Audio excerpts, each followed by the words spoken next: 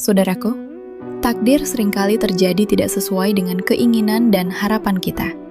Seseorang kadang kehilangan yang dicintainya, gagal dalam meraih cita-cita, atau dipalingkan dari sesuatu yang sudah ia rencanakan dan diperjuangkan mati-matian. Pada saat itulah hati mudah berburuk sangka, seolah-olah kehidupan sudah runtuh dan tidak ada harapan lagi. Padahal, hakikat iman kepada qada dan qadar adalah meyakini bahwa seluruh keputusan Allah mengandung hikmah, baik yang kita pahami maupun yang masih tersembunyi. Seorang mukmin tidak menilai takdir dari peristiwa yang terjadi saja, tetapi dari keyakinan bahwa Allah Maha Mengetahui dan Maha Penyayang terhadap hamba-hambanya. Rasulullah SAW bersabda, "Sungguh menakjubkan perkara seorang mukmin. Seluruh urusannya adalah kebaikan baginya. Jika ia mendapatkan kesenangan, ia bersyukur dan itu baik baginya. Jika ia ditimpa kesusahan, ia bersabar dan itu baik baginya." Hadis riwayat Muslim nomor 2999. Hadis ini merupakan salah satu kaidah dalam memandang takdir. Musibah bukan tanda kebencian Allah, sebagaimana nikmat bukan selalu tanda keridhaan. Yang menentukan adalah bagaimana sikap seorang hamba ketika menghadapi keduanya. Syekh Abdurrahman Al-Sa'di rahimahullah berkata, "Di antara kelembutan Allah kepada hamba-hambanya adalah Dia menakdirkan bagi mereka berbagai ujian dan musibah sebagai sebab untuk menyempurnakan mereka dan meninggikan derajat mereka." Tafsir Asma'ul Husna halaman 76.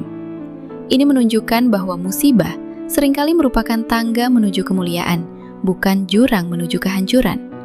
Imam Ibnul Qayyim rahimahullah menjelaskan, seandainya tabir takdir disingkap bagi hamba dan ia melihat bagaimana Allah mengatur urusannya, niscaya hatinya akan meleleh karena cinta kepada Allah. Kitab Madarij As-Salikin, jilid 2 halaman 215. Artinya, di balik peristiwa yang pahit yang tidak sesuai dengan harapan, terdapat pengaturan ilahi yang penuh rahmat. Imam Ibnu Taimiyah rahimahullah berkata, "Tidaklah Allah menakdirkan suatu takdir bagi seorang mukmin, melainkan di dalamnya terdapat kebaikan, meskipun ia tidak menyukainya." Kitab Majmu' Al-Fatawa, jilid 10 halaman 48. Prinsip ini sejalan dengan firman Allah dalam Al-Quran, surat Al-Baqarah ayat 216, bahwa boleh jadi sesuatu yang dibenci justru adalah sesuatu yang baik bagi kita. Syekh Muhammad Al-Amin Al-Sankiti rahimahullah berkata, ayat-ayat tentang kisah para nabi menunjukkan pola yang sama.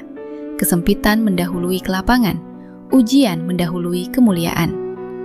Kisah Ibu Musa, Nabi Yusuf, hingga Ummu Salamah radhiyallahu anha adalah bukti nyata bahwa takdir yang menyakitkan bisa menjadi jalan menuju kedudukan yang tidak pernah terbayangkan.